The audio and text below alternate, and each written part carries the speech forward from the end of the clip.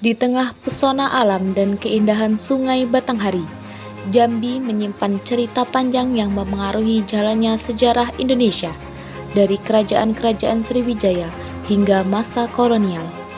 Jambi selalu menjadi saksi bisu perjalanan bangsa ini. Sejarah nama Jambi.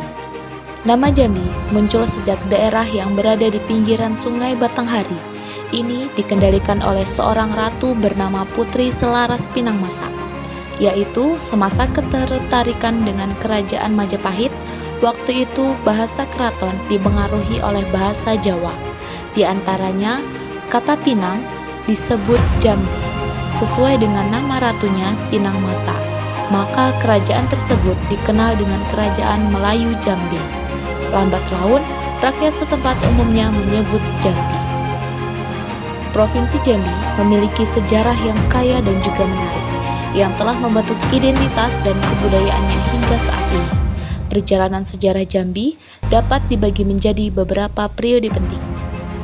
Periode pertama yaitu masa Kerajaan Melayu dan Sriwijaya. Jambi merupakan lokasi dari Kerajaan Melayu yang memainkan peran penting dalam perdagangan di Selat Malaka dan sekitarnya. Bukti sejarah menunjukkan bahwa kerajaan ini telah menjalin hubungan dengan Cina sejak abad ke-7 Masehi. Pada tahun 685 Masehi, Kerajaan Melayu Jambi ditaklukkan oleh Kerajaan Sriwijaya, namun tetap berusaha meraih kemerdekaannya pada abad ke-9. Jambi kemudian menggantikan Palembang sebagai pusat perdagangan utama di Selat Malaka. Meskipun mengalami serangan dari Cina pada abad ke-11, Jambi tetap menjalin hubungannya dengan Cina. Periode selanjutnya yaitu masa Kesultanan Jambi dan kolonialisme Belanda. Pada awal abad ke-17, Jambi berkembang menjadi Kesultanan Jambi dan menjalin hubungan dagang dengan Belanda. Hubungan ini meredup pada tahun 1770 dan Jambi hanya memiliki sedikit kontak dengan Belanda selama 60 tahun. Pada tahun 1833, konflik kecil dengan Hindia Belanda yang telah menguasai Palembang memaksa Belanda untuk lebih mengontrol Jambi.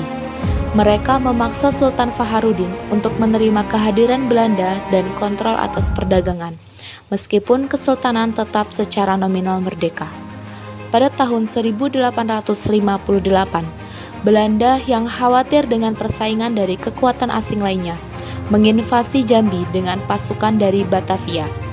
Mereka menghadapi sedikit perlawanan dari Sultan Taha, melarikan diri ke wilayah pedalaman Jambi.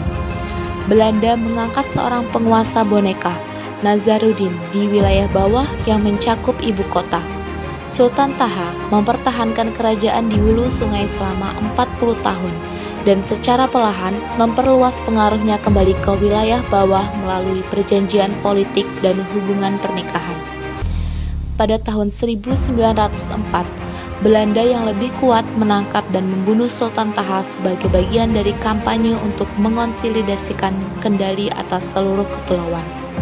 Dan pada tahun 1906, seluruh wilayah Jambi berada di bawah kendali kolonial langsung. Periode selanjutnya, masa pendudukan Jepang dan kemerdekaan Indonesia. Pada tahun 1942, kekuasaan Belanda atas Jambi berpindah ke pemerintahan Jepang. Jepang menyerah pada sekutu pada tanggal 14 Agustus 1945 dan Republik Indonesia diproklamasikan pada tanggal 17 Agustus 1945. Periode selanjutnya yaitu pembentukan Provinsi Jambi.